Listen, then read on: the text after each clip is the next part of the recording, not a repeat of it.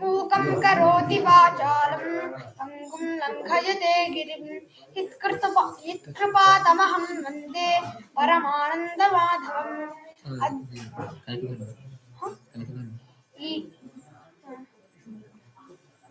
वन्दे मन्दारमिन्दिरानन्दकन्दलम् अमन्दानन्दसन्दोहबन्धुरं सिन्धुराननम् अद्य देवः आगतः अतः वयम् अद्य ललिताग्रडः विष्णोः अपि च नरसिंहस्य भाषणं करोति। धन्यवादः।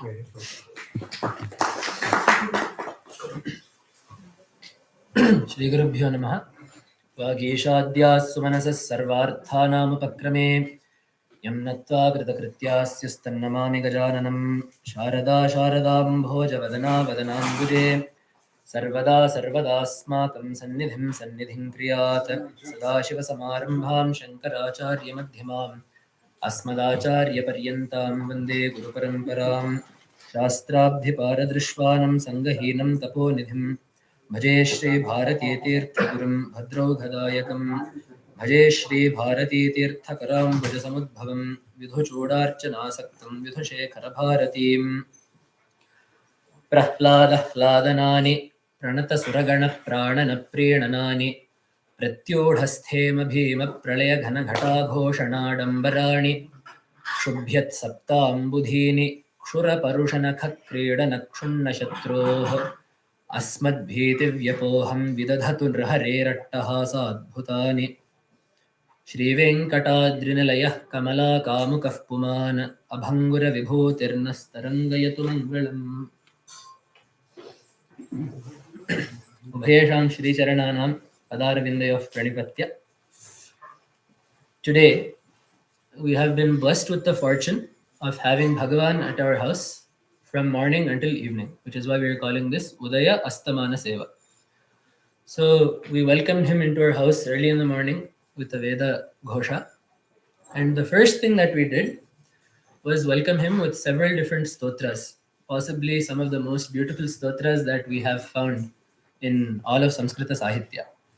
So the first stotra that is typically told was the Suprabhatam. So the Suprabhatam is set to the Vasanta Tilaka Chandas.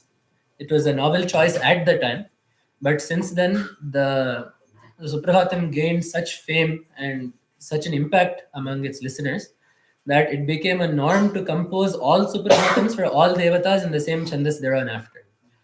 But very interestingly, the first shloka of the Suprabhatam was not composed by the Suprabhatam's composer, but instead it was borrowed from Valmiki Ramayana. So every day Venkateshwara Swami is woken up first with Valmiki's speech and then with everyone else's, right? Because Valmiki is called Prachetasaf pravachanam prathamah kavinam. He is the foremost among all kavis. Everyone else must follow in his path.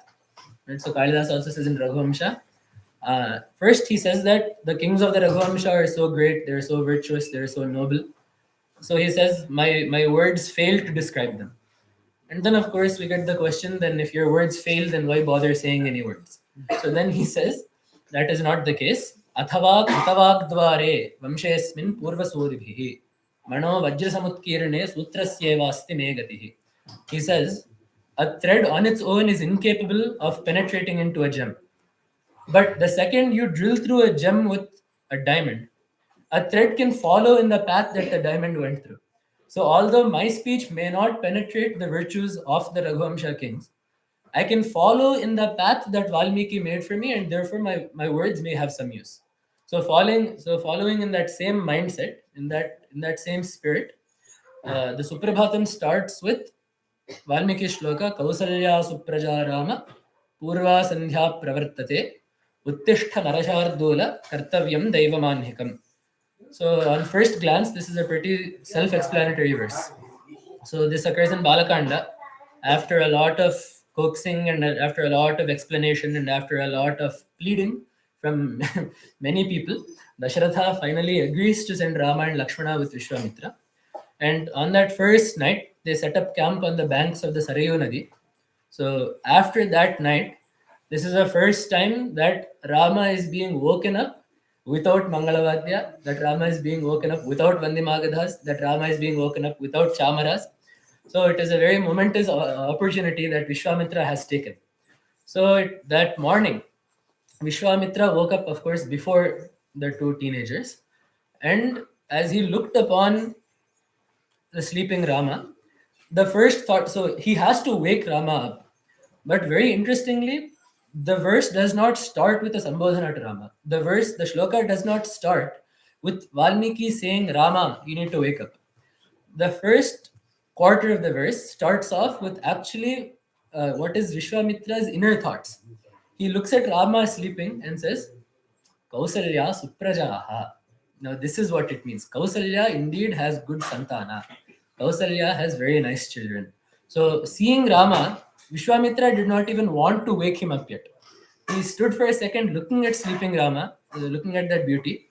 Right? There are several Tyagaraja Kirtanas. What is that? Alakalalalaadagalani Aran Muni Etupangeno. So, just based on Vishwamitra's happiness at seeing Rama, how must Vishwamitra have felt when he sees Rama walking behind him? How must Vishwamitra have felt when he sees Rama sleeping? Right? So all of those bhavas that are put into songs stem from these episodes in Ramayana. So Vishwamitra looks down at Rama and his first thought is, Kausalya is lucky. And there Govindaraja writes, he takes it another step further and he says, Vishwamitra stood there for a moment thinking about all the different kinds of tapas that Kausalya must have done for this kind of Rama to be born to her. So after thinking about how lucky Kausalya is, then he says Rama, using the name, then Purva Sandhya Pravartate. The morning Sandhya is, in place, it is taking place, it is about to occur. Uttishta Narashardula. So the Shardula suffix is used to indicate supremacy. So, you are the greatest among men. Uttishta, get up. Kartavyam Daivamanhikam. Your morning worships, your morning rituals, your morning regimen needs to be carried out. Now, this is not just a Suprabhata for Rama sleeping that day, but in a way it was a Suprabhata for Rama's entire avatara. Because until then, we actually don't see very much of Rama in Ramayana. He is until then just a little boy. We don't have much description of what he did when he was younger. Most of the stories that we have Rama asking Kausalya to bring him the moon, we get most of those from either regional literature, but mostly from the Ramlila section of Ramacharitra wherein Tulsidas has a poetic ecstasy for a while. And then we get all those Tumaki Chalitra Ramachandra. All those songs are set in that span of time that Valmiki does not touch. But since then, once Rama leaves with Valmiki, the Rama that leaves Ayodhya and the Rama that comes back to Ayodhya are not the same. On the path from Ayodhya to Mithila that Vishwamitra takes Rama on, he is given everything that he needs, minus maybe one or two things. He is given otherwise everything that he needs in order to fulfill his avatara karya. There he gets Bala and Atibala. He gets told several Puranic stories. He gets the blessings of several rishis in Siddhashrama. He gets the blessings of Gautama and Ahalya. Then he is taken to Mithila, where he sees the Shivadhanus. He gets Sita. He gets, while giving Bala and Atibala, Vishwamitra Maharshi also gives him all the other astras he gets. After the marriage with Sita, he gets the last 16th of the Vishnu Amsha from Parashurama. So, and then once he returns to Ayodhya, Rama is now no longer a child. Rama is no longer a boy, but he is now the full-fledged avatar of Vishnu. From my memory, the only thing that is left in his avatara is getting the Kodanda and the Akshaya Tuniras, which happen later in Aranyakanda, which he gets from Agastya. But other than that, everything else that Rama uses over his avatara was given to him by Vishwamitra. So this Suprabhata is not just waking Rama up that day, but it is waking the Vishnu in Rama up for the rest of his avatar, which is why there the commentator gives several meanings for what Purva Sandhya means. So you have enemies ahead of you, Tataka, Maricha, Ravana. There are several enemies ahead of you. You are born in Surya Vamsha. So this is the Purva Sandhya, wherein the sun now will begin demolishing all the darkness that is in front of it. So all of these meanings he has given. And then Kartavyam Daivamanhikam. This is another thing. So Daivamanhikam can both mean, the usual Sandhya, Vandana, Arghya, Samidadhana, all of those that a brahmachari has to do. The other meaning is that you now need to start your Daiva Karya. You have been a human for long enough. You have acted as a human for long enough. You need to start doing the Avatara Karya for which you took birth. So this is the shloka that Valmiki has given us that Vishwamitra wakes up Rama with. And it is that same shloka that we first tell Bhagavan in Tirupati in the morning. And actually, whichever Vishnu Suprabhatam we do, generally speaking, this shloka is put in the beginning. Because we not only want Bhagavan to wake up for that day, but we want him to also wake up to our needs. Not that he doesn't know, but we wish him to begin our day. We are not asking him to begin his day. We are asking him to begin our day knowing what it is that we need and knowing that we understand that it is his grace that will keep us going through the day. And it is his Daiva Manhikam, it is his job in order to keep this world running smoothly, in order to keep his bhaktas protected and safe. So that is how the Suprabhatam starts. And over the course of the Suprabhatam, mainly two things are seen. One, we see the beauty of nature in the morning. Generally, most of us wake up after that period of time is over, so we don't know about it. But generally speaking, the beauty of things in the morning. Right? So, the Hartum Shriyam Kuvalayasya Nijanga Lakshmya Bheri Ninadamiva Vibhrati Tivranadam Padmesha Mitra Shatapatra Gatali Vargaha Hartum Shriyam Kuvalayasya Nijanga Lakshmya Bheri Ninadamiva Vibhrati Tivranadam Shri Venkatachalapate Tava Suprabhatam. So another thing, a lot of bhavas that have been put forth in this stotra, other kavis have also taken and extended in regional literature. We'll talk about that. But this is one situation that is being presented wherein the composer says that war is being declared at dawnbreak. So the Suprabhat, he is telling Venkateshwara Swami, for you it is a Suprabhatam. But in fact, there is a war that has been begun. So what that war is so the lotuses and the kuvalayas, the padmas and the kuvalayas, the lotuses and the water lilies are natural enemies. The lotuses blossom when the sun rises and they close back up when the moon rises. The kuvalayas are the exact opposite. They blossom when the moon rises and fold back up when the sun rises. So they are naturally enemies. And the other thing is in Alankara Shastra also they say that actually kuvalayas are 33% better than lotuses because lotuses only come in two varieties, white and red. But kuvalayas come in three, black, white, and red. Neela kuvalaya, raktotpala, shvetotpala. You have all three varieties. So utpalas end up becoming better similes for the eyes than lotuses because the eyes have the white parts, the red jiras, the red, what is jira in English? Not jilakara. Strain. That red parts, the corners of the eye, and the black pupil in the middle. Right. So the eye has all three colors. The Utpala having all three varieties is a much better simile for the eye than the lotus, which only has the white and the red but no black. So the lotus and the water lily, the Padma and the Kuvalaya are natural enemies. However, it is these two kingdoms, the Padma kingdom and the Kuvalaya kingdom, when they are at war, the Padma kingdom has found itself an ally in the bees because it has an alliance with the Madhupas wherein the lotus will provide the bees with honey and the bees will provide the lotus with other facilities.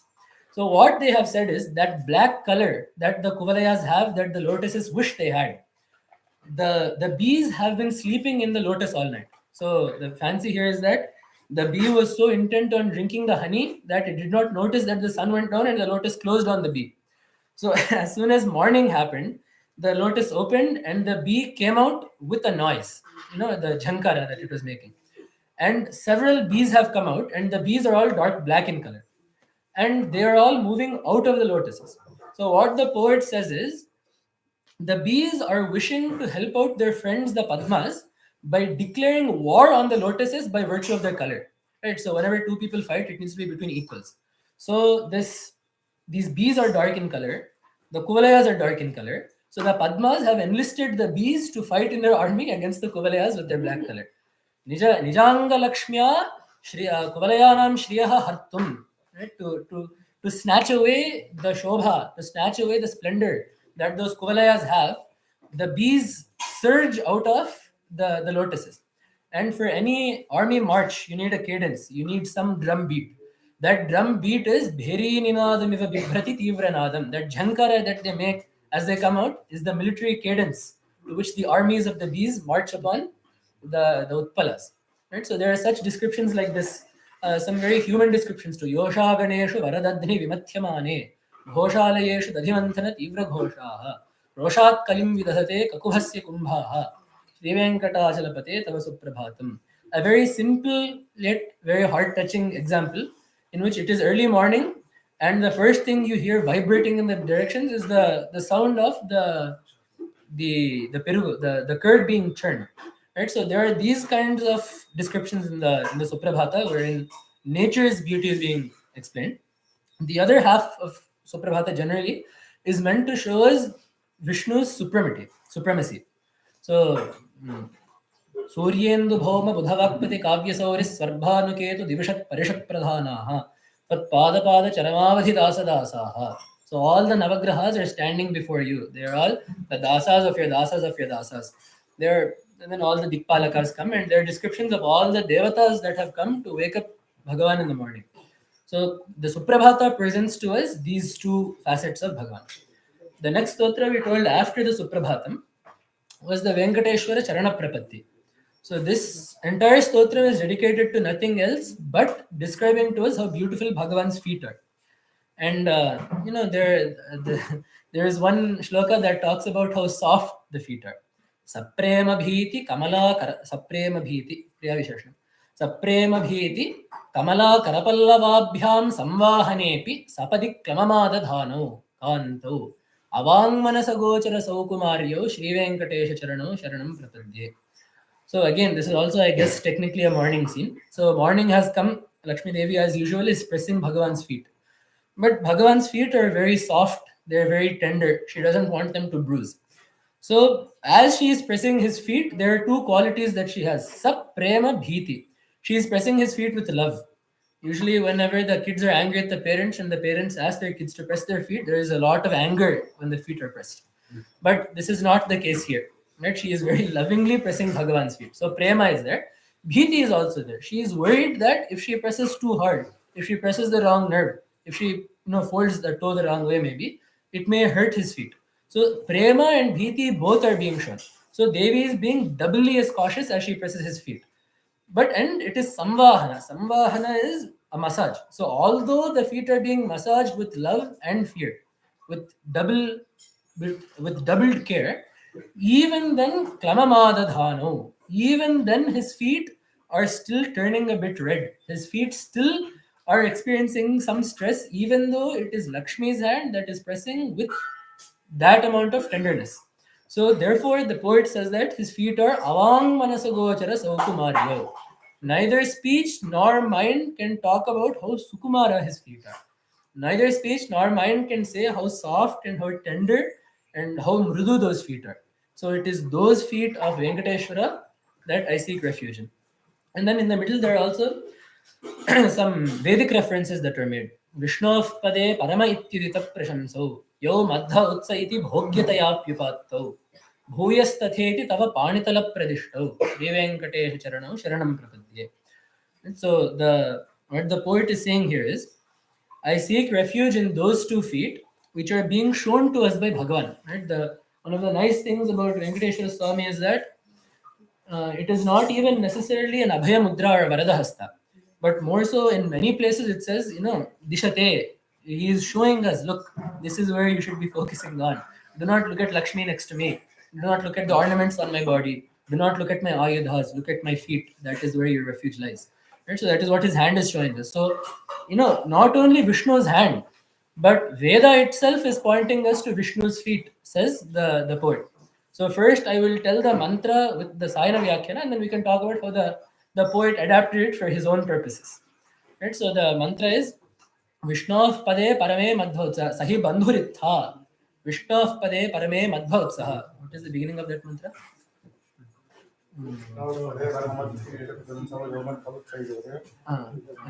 ಮೊದಲು ಆ ಮಂತ್ರ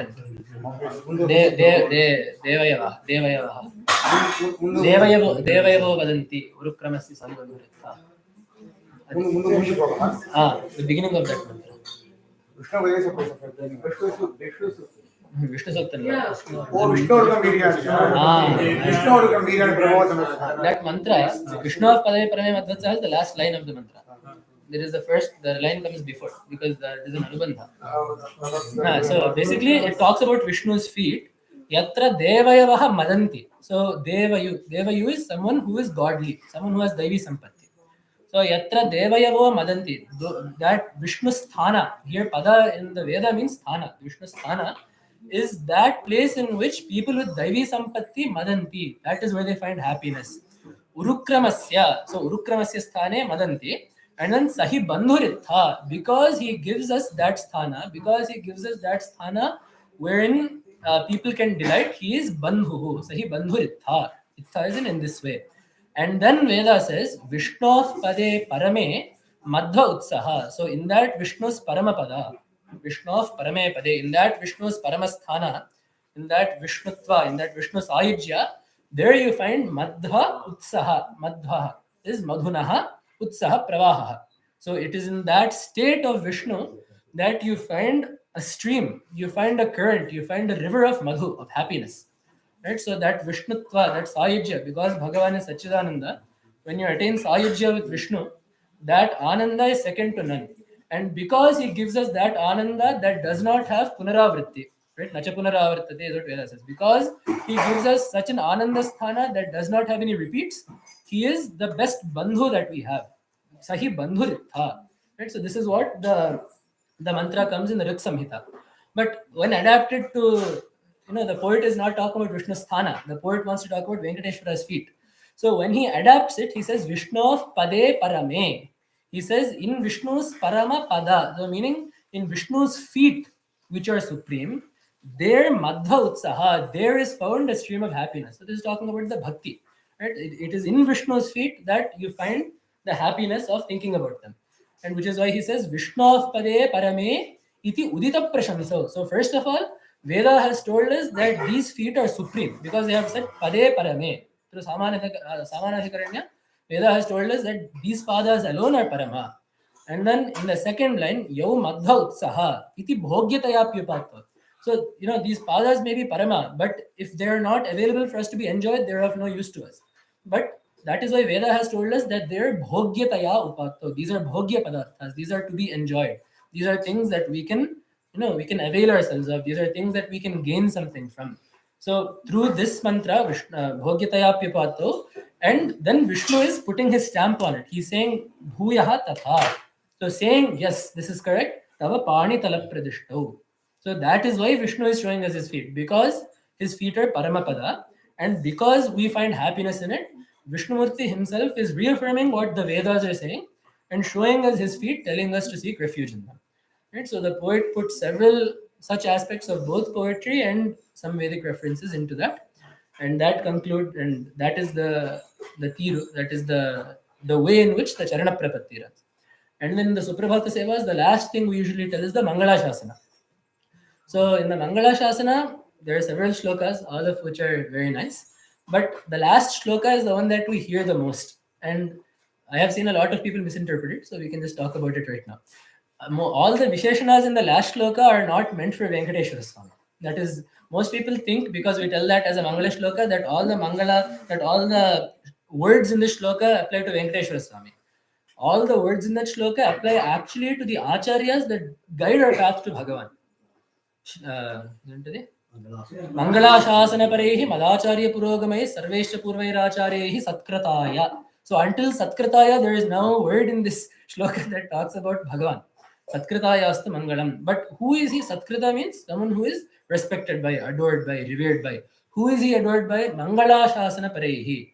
By all those madacharya purogamahi, by all my acharyas, by all my teachers who are ever fond of giving me blessings, who are ever fond of giving us their Mangala Shasanas.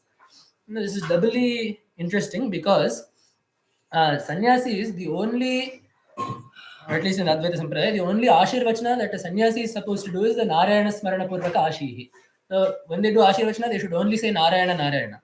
So generally, we have, for Grihasthas and Brahmacharis, we have the Abhivada Pratyabhivada system. Right? The Brahmachari will come up and say Chatussagra Paryantam Go Brahmanebhya, they tell the Gotra Nama. And then, properly speaking, the person on the other side should do the Pratyabhivada, wherein he says Dirghayushman Bhava, and then he gives a Pluta on the name. So if it is my name Lalita, he will say Lalita Itya Sharma. He will put 3 and then he will do Ashirvada. So this is the way that it works for Laukikas. It works for Brahmacharis and Grihasthas. However, sannyasis do not do Pratyabhivada. They are only supposed to do Narayana Smarana Purvakashi, which is why even when Acharyas come on Vijay Yatras and all, if people try to tell Chatussagra Paryantam, they will try to stop them. They will say, don't do that, just do Namaskaram and go. But in this case, the acharyas, they can be grihasthas or sannyasis. But in the case that they are sannyasis, as most of our acharya purushas are, the ashirvada they give itself is Narayana Smarana Purvaka. So by those acharyas that give us such blessings, acharya purogamaihi, sarvaishcha purvair acharya. So not just the people that may be in my parampara, but also all acharyas across all faiths, all sects, all beliefs, all philosophies. This Bhagavan has been worshipped by all of those acharyas. Namaskaram to such a Bhagavan.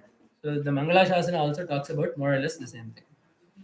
So that is the Bhagavan that has come to our house today. And this, as we saw in this last shloka, our Purvacharyas have also given us a good range of shlokas on these devatas. And the thing about Bhagavad-pada shlokas is, he will not only give us kavitva, but he will combine it with some form of tattva in the background. So if we take something even as simple as the Nrisimha Karavalambha Stotra. So throughout this, there is actually very little that has to do with Narasimha Swami. In the I think in one of the later shlokas, you will get Prahlada Kheda Parihara Kritavakara. And in the next shloka, in one of the later shlokas, then you will get a description of Bhagavan's form. He has a shankha, ekena chakram, aparena karena shankham, anyana sindhatanam avalambya dishtan. You will get a description of what Bhagavan is holding. Besides these 2 shlokas, you can switch out Narasimha Swami's name for any other devata and the stotram will have the same meaning. Because the point of the stotram is Bhagavad-pada is trying to remind us how scary samsara is. That is the point of the stotra. Besides the first shloka, the next 7-8 shlokas, all are just a list of visheshanas, a list of qualifications, a list of descriptions of how terrifying samsara is. And Bhagavad-pada is not the first devata to be so terrified by samsara. The same situation occurs in Bhagavata. So once Narasimha Swami has not calmed down, and once the devatas send Prahlada to Narasimha Swami, then Narasimha Swami asks, were you not scared? There is a long line of shlokas that Vyasa Maharshi writes talking about the Rupam, the fiery eyes, the fangs, the mane, the tongue. Were you not scared after seeing all of these? And then Prahlada says, Naham bibhem yajita teti bhayanakasya jihvarka netra rabhasat bhrukuti mukhograt. I am not scared of your eyebrows, I am not scared of your teeth. What are you scared of? Trastosmiham krippanavatsala dussahogra samsara chakra kadanat. So the thing that scares me the most is having to come back to this samsara time and time again. Right? So which is why he says, Tatpada Padma Sharanam Payase Kadanu. When will you call me to the refuge of your feet? Prahlada does not even say, I will come. He says, when are you inviting me to your house? When will you call me to your refuge? Tatpada Padma Sharanam Payase. Payase means to call. Right? So Prahlada also was similarly understanding of the fact that we all live in the reverse. We are scared of Narasimha Swami but are perfectly happy living our lives in the world. But Prahlada and Bhagavad-pada both understood that it is the reverse that needs to happen. It is with him that we need to feel safe, and it is in the world that we need to understand the dangers. Right? So in describing all the various evils of samsara, samsara is a snake, samsara is a mad elephant, samsara is a terrifying ocean, samsara is a dense forest. Right? So samsara is a tall tree. Samsara vriksham aghabijam anantakarma shakhayutam karanapatram anangapushpam aruhya dukha phalinam patatodayalo lakshmendra simha mamadehi karavalambam. So he's asking Bhagavan to give him the support of his hand as the bhakta is falling out of this tree of samsara. So this samsara is a tree. It is agha bijam. Its root, its seed lies in papa karma. And then ananta karma shakhayutam. As the tree grew up out of this seed, it it grew several branches, which are all more karmas that he has done. And then ananga pushpam, kamas, desires are the flowers.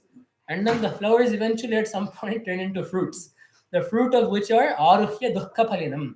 So these desires, the flowers called desires, have eventually morphed, fructified, and become a fruit called dukkha. And I have climbed up such a tree for no good reason, and I am now falling out of it. So in this situation, it is your hand that I need as my support. So at first glance, this is a pretty standard description, but in this one shloka, Bhagavad Pada has embedded the reason why our samsara never ends. Because in theory, samsara is pretty straightforward to get rid of. The second that you have no more karma to experience, you will not be born again. The reason that we take up a body is because there is a balance of karma. So the equation is very simple. You decrease your karmic balance to zero, and the number of bodies you take up will also end up being zero. So although this is pretty straightforward, the problem becomes that whenever we take up a body, we end up doing more karma with it. Right? It's like someone is in debt, they take a loan to take off that debt, and then they fall into more debt. That is the cycle that we are in. So Bhagavad Pada says, first of all, I already have some papa karma. That is the reason why this samsara has come from. The other nice thing is he called the papa karma itself the bija, because for us samsara is anadi. Samsara has no beginning. Because you will say, I was born now because I had a karmic balance. When, in what life did I do that karma? In a purva janma. So why did I have a purva janma? You'll only have another body if there was already a karmic balance. So it goes into an infinite regress. But this is not a dosha. So in Shastra, anavastha is a dosha. If there is infinite regress of something, that is usually a mistake. But the definition of anavastha is apramanika ananta padartha kalpana dhara avishrantihi. So uh, it is only anavastha if the padarthas that you are postulating are apramanika. It is only it is only a flaw if the things that you are saying are infinite have no if they have no pramana, if they have no justification. If you can justify that yes, there is an infinite series, then there is no dosha there in Shastra. If there is a regress in which there is no reason for there being an infinity, then there is a problem. So therefore, there being infinite janmas is not at all a problem in Shastra. So because this is eternal, because the cycle of taking janmas, doing karmas, dying, being born again because of karma, doing more karma, dying again, because this cycle is infinite, just as a tree has a seed, that seed grows up to be a tree, the tree fructifies, then becomes a seed again, then another tree is born. To show that samsara is cyclical, Bhagavad Pada has said that the papa karma lies at the fruit of this, at the root of the tree. And then as our samsara goes on, actually samsara's definition in that is that it goes on, samyak sarati, that it just keeps going. There is no end to it. So because as this goes on, then it morphs out into ananta karma shakha yutam. Then we add on more karmas over the course of our life. If we could do karmas without sangha, if we could do karmas without attachment, if we could do karmas offering them to Bhagavan, then the karma would not bind us. But for some reason or the other, we find ourselves incapable of doing that. So therefore, we keep adding on to our tally with more karmas. And then on each branch, flowers bloom. So with each karma, new desires are born. With each karma, new vasanas are generated. Those vasanas beget more desires. You want something, you do something, you end up getting a phalita out of it. And more or less, that phalita is almost always dukkha. Bhagavad Pada says in the Lakshmi Nrsimha Pancharatna, Bhoganantara dukkha kritasyuhu. A very nice simile he has given there also. Srakchandana vanitadin vishayan sukhadan matva tatra viharase. Gandhaphali sadrisha nanutemi. Bhoganantara dukkha kritasyuhu. He says you run after pleasures of the world. But what you don't understand is that your situation is like that of the Gandhaphali wine, which is that bhoganantara dukkha kritaha. These bhogas, they will all cause you dukkha after you enjoy them. And the simile that Bhagavad Pada gives is the Gandhaphali lata. So there are certain kavisamayas. Kavisamayas are poetic fancies that are not supposed to be scientific or botanically or zoologically accurate. Like for example, lotuses blossoming in the morning only happens when the lotus is newly born. After a while, the lotuses don't really blossom and fold anymore. So these kinds of things that are not quite true. The ocean is called Makaralaya. There are no crocodiles in the ocean, right? And where lotus is found in rivers, lotuses will never be found in flowing water. They will be in ponds. So there are all such things like this, which are just poetic norms that are accepted through the course of Sanskrit literature. So one such thing is the Gandhaphali Lata. So what this lata is supposed to do is it is supposed to blossom with flowers that a woman's touch. So there are other, I think there's another, is it the Priyangulata? It blossoms when a woman steps on it, right? So there are certain such flowers and plants and interesting things to put in our garden based on this. But in this case, the Gandhaphali Lata blossoms when a woman touches it. But what happens as soon as it blossoms, the same woman that touched it will pluck those flowers and walk off. So the happiness that the creeper feels at having those flowers is almost immediately replaced by the sorrow of losing them. So in the same way, Bhagavad Pada says, whatever thing that you enjoy in this world, either that thing will end, right, or that the happiness will either run out, or the happiness comes with a side dish or a side effect of some sort of dukkha or the other, or you worry that something else will overpower this happiness. There are several dangers that come. We are more afraid of losing happiness and gaining dukkha than we are optimistic about losing dukkha and gaining happiness, right? So at the end of the day, anything that we enjoy ends up giving us more dukkha, which is why Bhagavad Pada says, as these karmas, as these various karmas that we do over the course of our life, they spread out. They in turn engender flowers on those branches called desire. These flowers become fruits called dukkha. And then once that fruit falls, the seed goes into the ground and out comes another tree. Right? So that is why Bhagavad Pada has said that the samsara is a tree. And when you're falling out of a tree, you need someone to catch you. Right? So that catching, that the giving of the hand as support is what Bhagavad Pada is asking of Lakshmi Narasimha Swami. So these kind of stotras Bhagavad Pada has given us. In the same vein, we have spoken about Venkateshwara Swami and Narasimha Swami so far, but we have very conveniently ignored Devi next to him. But Bhagavad Pada did not. In fact, he talked about Devi first. Out of all the rachanas that Bhagavad Pada did, out of all the writings that he gave us, out of all the granthas that he gave us, the first thing that he wrote was when he was about this age. Yeah, he was exactly this age. And the first stotra he gave us was Kanakadhara, also called Suvarna Vrishtishtava. Right? So in that, quite frankly, in my opinion, I should not comment on this, but in my taste, I think that is Bhagavad Pada's best stotra in terms of what I like to read the most. Just it is very nice and neat and perfect. But even in that, Bhagavad Pada, though he was 8, right? It is Ashtavarshe Chaturvedi. By the age of 8, he had finished study of all 4 Vedas, all Shakhas. So the norm is to study Swashakha and then to go on to other Vedas. But Bhagavad Pada had finished all of that by 8. Dvadashe Sarvashastravit. He had finished study of all the darshanas by the time he was 12. By the time he was 16, Shodashe Kritavan Bhashyam, Prasthanatrayi Bhashyam done by 16. And then 32, the last 16 years, Dharma Prachara, Chatushpeta Sthapana, doing Vadas, affirming Advaita, proving Advaita to be re-establishing Advaita as, the proper interpretation of Veda.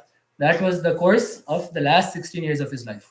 But all of this happened in the first 16 years, and that too at the 8th year, when Bhagavad Pada went out for Bhiksha. Bhiksha is called Madhukara Vritti. There are several vratas that a brahmachari and a sannyasi can take as they do Bhiksha. One of those is called Madhukara Vritti. It is just as a bee goes to each flower without taking too much honey. Right? No bee wants to suck a flower dry. It will take enough from that so that the flower is not harmed. And the other thing is, a bee will not visit every single flower in the garden. There is a limited number. So in Madhukara Vrittis, and there are other things where you go to either 5 houses, 7 houses, 9 houses, and whatever you get from those is what you have for the day. If all 5 houses say we are out of stock, then there is nothing for the day. So Bhagavad Pada was going for Bhiksha as a brahmachari, and he comes up to a poor Brahmani's house, and she says, "I have nothing to give you but this amalaka."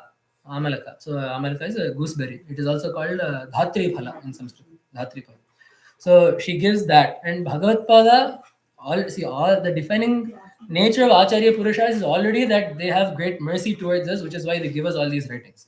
But at the age of 8 itself, Bhagavad Pada was so moved, right, at her dharma shraddha, because one of the duties of a grahastha is to feed the company around him.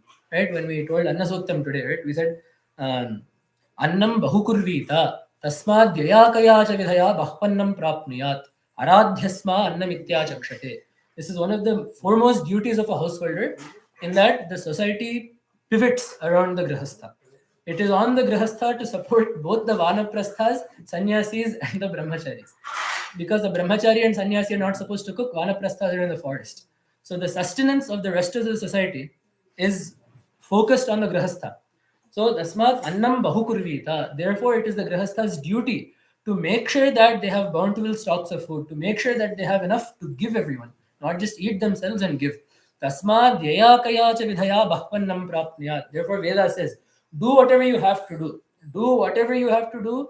Go through whatever troubles you have to go through. Go to whatever ends you have to go to, dharmically, of course. Go through whatever strain you have to go to, but make sure that annam bahukurvita, annam prapniyat, yayakaya cha vidhaya. Find some way to make sure that you can support the community around you.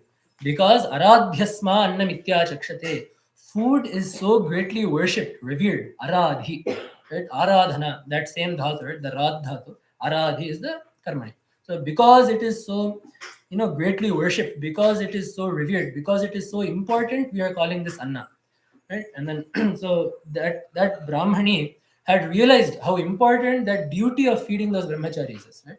So what attracted Bhagavad Pada is her firmness and her dedication to do her duty regardless of what state she was in.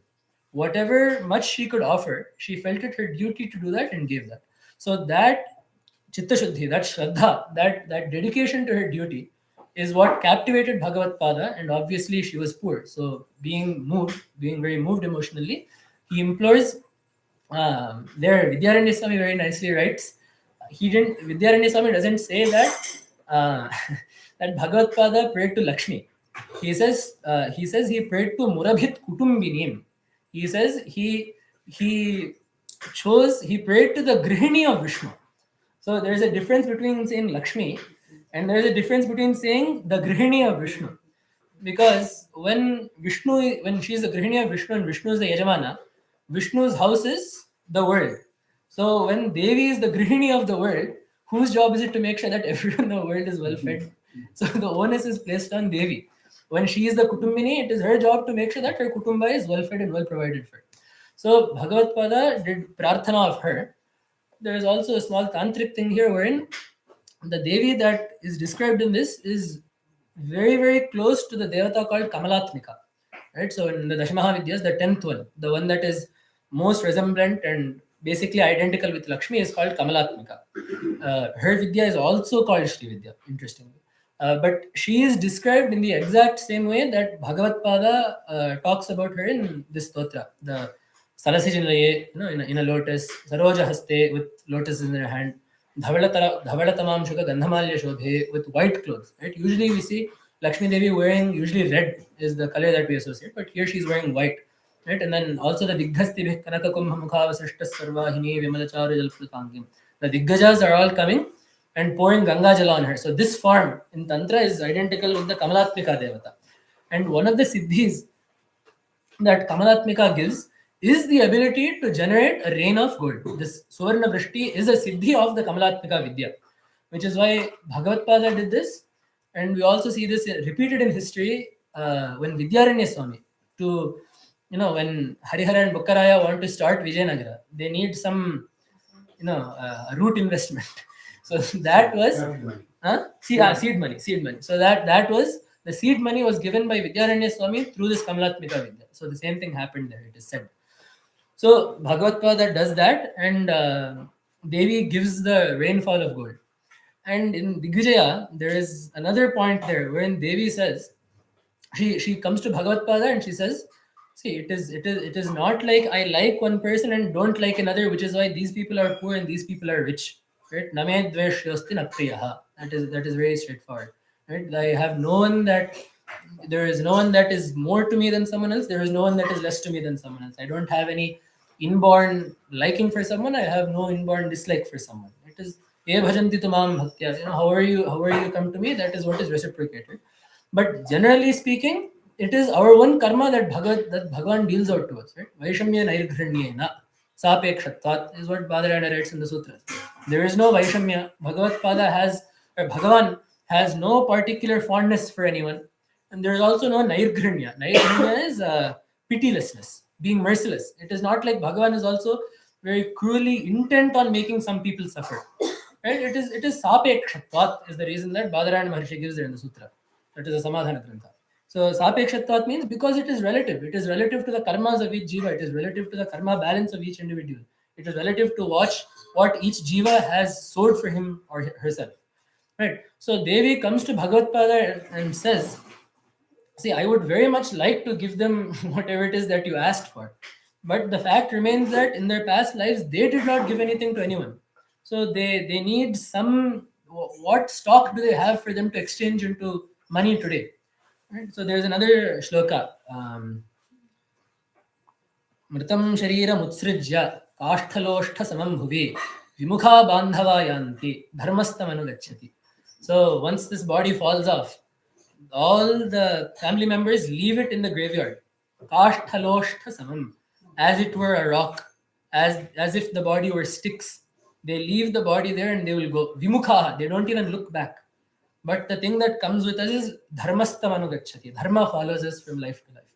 Right? So there's none of that dharma that has come with her to this life. There is nothing that she has given anyone for her to receive in this life. So what do you say to that? And then Bhagavad Pada, being a good lawyer and a good argumentator, he says, you cannot make up karma phalas, but what you can do is you can rearrange karma phalas. Right? You can speed things up, you can slow things down. Depending on the severity of the karma, atyutkataiv punya papai rihaiva phalamashmate.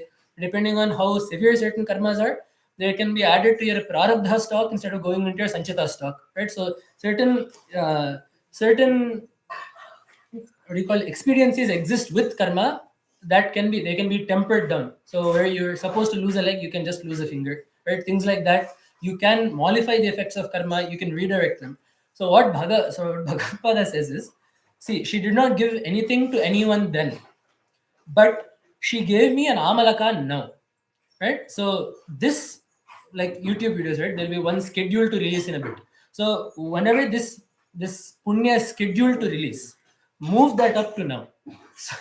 So whatever the punya of giving a sadbrahmachari, whatever the punya of giving a brahmajnani some food is, whatever that phala that she would have gotten later, give her that now. So in order to show us how meritorious it is to worship brahmajnanis, to worship brahmanishtas, Lakshmi Devi then says, okay, look, this is the phalita of giving one amalaka to a brahmajnani, and that phalita ended up becoming several times, the amount of golden amalakas. Right? So the moral of the story is two things. One, we should give as much as possible if we wish to, be samriddha in the next life. And second, it is also that important for us to worship brahmajnanis, because there is another question brought up in Shastra. So it is said that when jnana comes, right, when knowledge comes, all the karmas are removed. The karmas are gone, right? But there is another property in Shastra wherein things cannot just disappear into thin air. Things cannot just cease to exist. So what Shastra means when it says that the Jnana-Agni removes all karmas is, it removes the Jnani's need to experience those karmas, is what it ends up meaning. So then where do all those karmas go? All the karmas that this jiva has accumulated over the past few lives, where do they go? Shastra asks. And in Veda you have an answer, Suhradas sadhu krityam vishantaf papa krityam. To those people who are respectful to the Brahmajnani, to those people who gain the favor of the Brahmajnani, to those people who worship the Brahmajnani, his punya portions are given to them. To people that insult that Brahmajnani, to people who have enmity against that Brahmajnani, to people who speak ill of that Brahmajnani, they get Dushantav Papa Krityam. They get the papas that Jnani has done. So in the same way, this is meant to remind us that not for their good, but for our own good, it is better that it is not only better, it is right and proper that we always keep such Acharya Purushas in our in the utmost regard. And then if we come to the Stotram proper, this is all just the story. If we come to the Stotram proper, the first few shlokas talk only about Devi's glances, how beautiful Devi's glances are. Several Visheshanas, Upamanas are given. One nice one. Dadyat Dayanupavano Dravinambudharam Asmin Akinchana Vihanga Shishau Vishanne Dushkarma Dharma Mapaniya Chiraya Duram Narayana Pranayini Nayanambuvaha. The Devi's eye is a ambuvaha. It is a rain cloud. So Bhagavad is comparing himself to a Chataka Pakshi. So what this Chataka Pakshi is defined by is, again, these are all other Kavi Samayas. So there are some Pakshis called Chakoras. These birds are said to only drink moonlight. They don't drink anything else. Bhagavad uses this in other places. He says that Devi's face, right? Devi's face is like the moon. And he says that the chakoras, having drunk the moonlight, the kaumudi out of that, he says they have chunchu jadima. So this in Telugu is called Muhammadana. When you have something that is too sweet, after a while your tongue cannot handle the sweetness anymore. So he says that the birds, after drinking the sweetness of Devi's face, their mouth is so dry, or they're not dry, their mouth is so overcome by the sweet taste that they need to have something that is much more sour, which is why they downgraded from Devi's face to the moon. So in comparison, the moon is, Devi's face is that much sweeter than the moon, wherein once the Chakoras got tired of drinking something that sweet, they needed something spicy, something sour, so they started drinking moonlight instead. So Bhagavad uses the Chakora Pakshis there. But here he uses the Chataka Pakshi. So distinguishing feature of the Chataka Pakshi is it will drink water that has not touched the ground. Right? There are some niyamas that are very convenient. There are some niyamas that are very inconvenient. Right? So this is, I guess, one of those inconvenient niyamas for the Chataka Pakshi, because what that means is it needs to wait for it to rain, it needs to lie face up, and then drink whatever falls into its mouth. But this is meant to show us Ananya Sharanagati. You know, the bird refuses to obtain its sustenance from anything other than the clouds.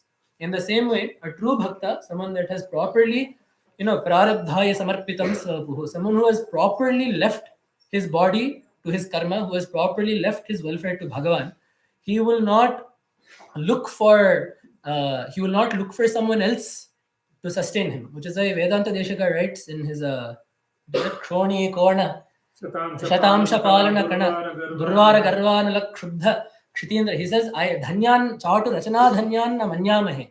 He says, I don't think those kavis who make their living off of praising kings who are arrogant from ruling just one corner of one kingdom in one corner of Bharata Desha.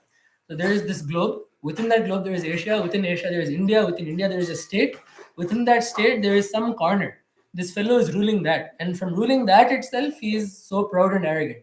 And then there is some other fellow who is going and praising this person and thinking himself a very proper person. He says, I don't think those people are dhanyas. Dhanyashtakam. Vairagya Panchakam. He says that is not the people that I think are proper. He says, Dhana mushti muche kuchela munaye dhattesva vitteshatam devam sevitumeva nishchunamahe yoso dayalah pura dhana mushti muche kuchela munaye dhattesva vitteshatam. Instead, it is much better that we serve that Bhagavan, giving whom just one fistful of rice. That Deva that made Kuchela into Kubera, right? That Deva who just for one fistful of Atukulu made Kuchela into Kubera. It is much better to look after, to go serve him, right? It is our Devam Sevitumeva Nishchunumahe. This is called royal we in Sanskritam. It is our opinion. It is our nirnaya that it is much better to look after that Bhagavan than to run after these politicians and kings. Right? So that is the outlook that Bhagavad Pada is showing here, that there is no need for the bhakta to look anywhere outside of Devi's grace. So he says, I am like a Chataka Pakshi. I need rainfall. The problem is, though, it is summer. Summer has been brought about by my dushkarma dharmam, right? The summer of my bad fate that is currently plaguing me. If it is summer, all the water is evaporated, there is not a drop of water anywhere, I am very thirsty. Vihanga shishau vishanne, akinchana vihanga shishau vishanne. right? From the poverty-stricken Chataka Pakshi, I am grieving over this fact. So therefore, I seek that your Nayanambuvaha, Narayana Pranayini Nayanambuvaha, the cloud that is Narayana Pranayini's eye, Vishnu's beloved's eye. I seek that gives me Dravinambudharam, that it rains wealth upon me, it rains prosperity upon me. And how Dayanupavana. So every cloud needs a wind to push it to where it needs to be. So what is the cloud that is pushing Devi's glance to where it needs to be? Daya. Daya is the wind. Her mercy, her compassion is the wind that is pushing the cloud to rain in the proper place. Dravinambudharam asminna kinchana vihanga shisho vishanne. And with that, dushkarma dharmam apaniya chiraya duram. Don't just get. The problem with clouds is they will rain once, and then 8 more months go. Not 8 months, right? 2 months in India. So some more months go around. Again, everything dries up. Shushke nire kahakasa. Once this dries up, there is no more lake, no more water. Again, you need to sit and start praying that it rains again. I don't want it to be like that. Dushkarma dharma apaniya chiraya. I need you to get rid of this summer for once and for all, for good. I do not want this summer of dushkarma to ever return. So make sure that your eye rains upon me in that way. So half of it goes like this. There is also a nice sequence in the middle where there is just namaskaras. Right? Namostu Devye Bhaganandanaye, Namostu Vishnu Rajastha. Even there, Bhagavad Pada has locked in some philosophical principles. So what are all? So we are asking Devi to give us prosperity. So what are all the means by which Devi gives us prosperity? Shrutyai namostu shubhakarma phala prasutyai. Ratyai namostu ramaniya gunarnavaye. Shaktyai namostu shatapatra niketanaye. Pushtyai namostu purushottama vallabhaye. So these words are not randomly chosen. Each word has a connection to the next one. So the first Rupa of Devi that Bhagavad Pada is talking about is Shruti. Namaskaram to you who is Veda Swarupini. How does Veda help us? Shubha karma phala prasutyai. It is through Veda that we get access to satkarmas to do. It is Veda that tells us what to do when we don't know what to do. When pratyaksha and anumana fail us, when direct perception and inference fail us, it is Veda that tells us what to do.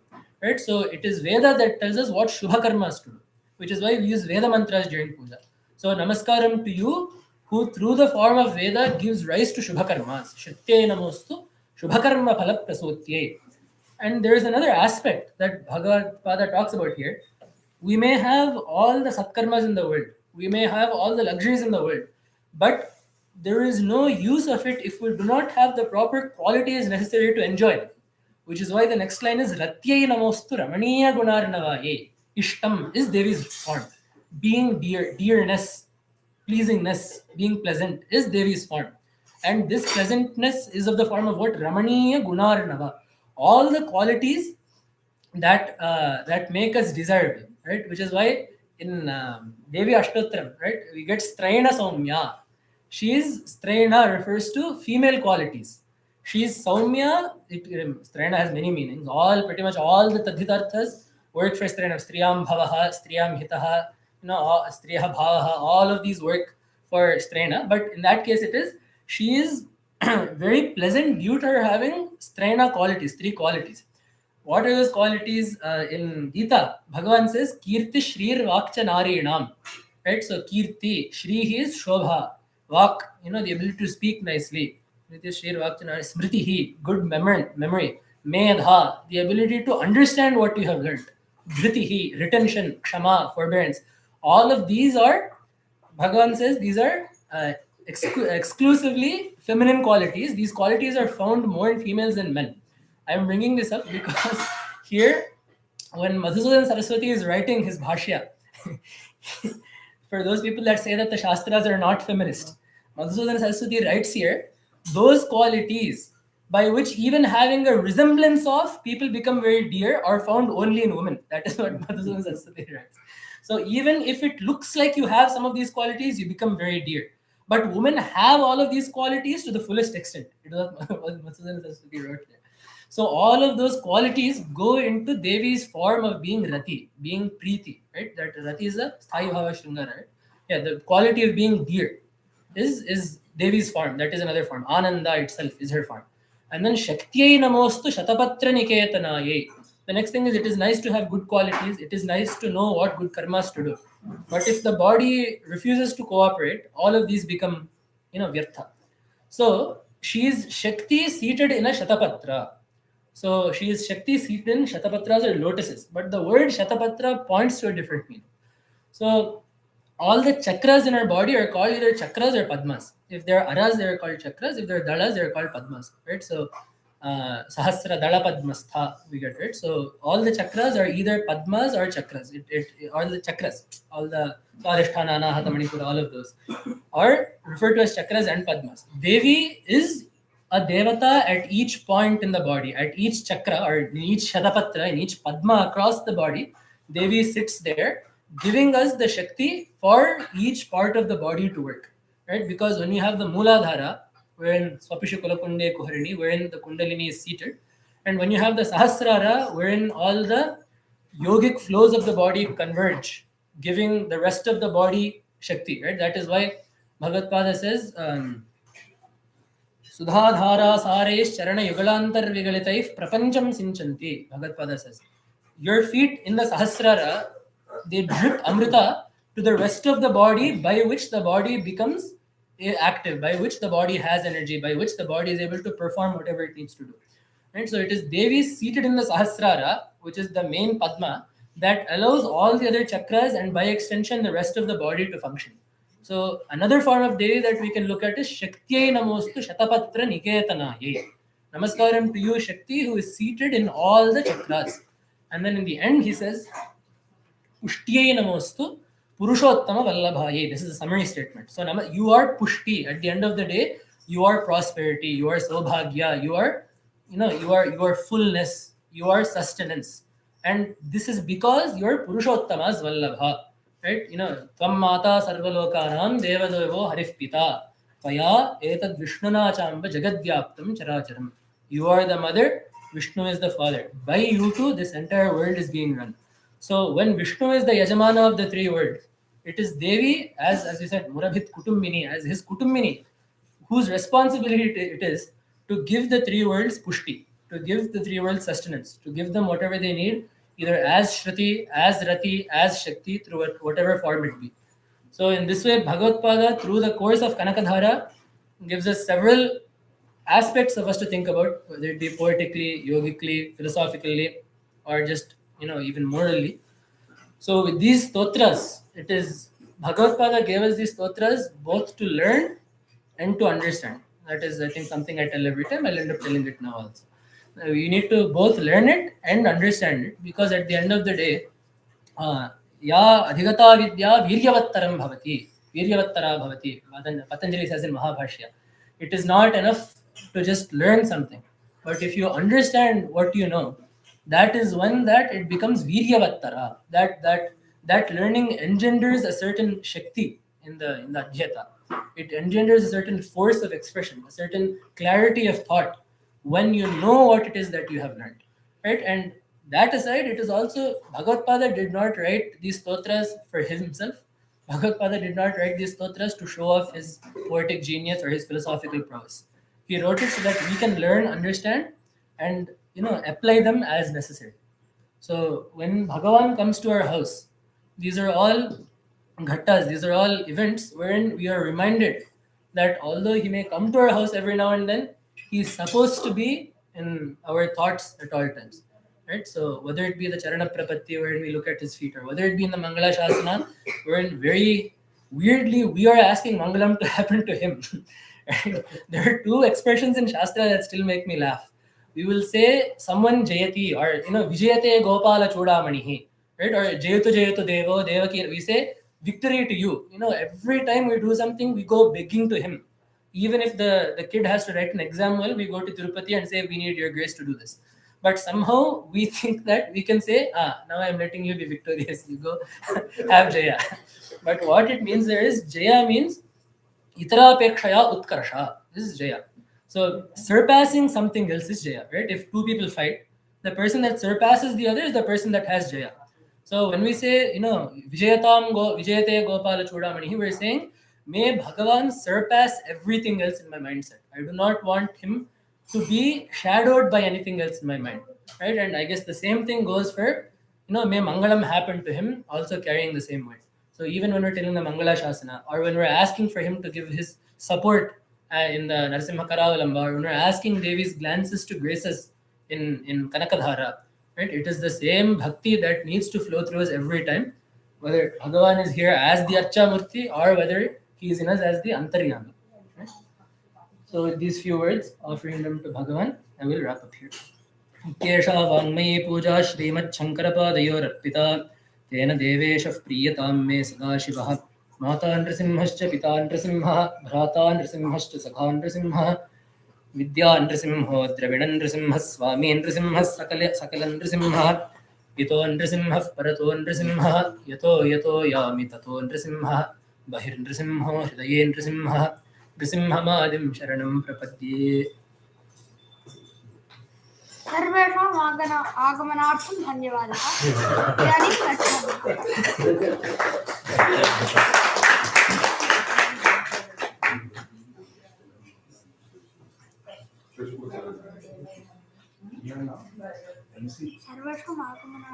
इदानीं येषाम् आभासमात्रेण आदरणीयाः भवन्ति पुरुषाः येषां स्वरूपाणि स्त्रीषु परिपूर्णतया लक्ष्यन्ते.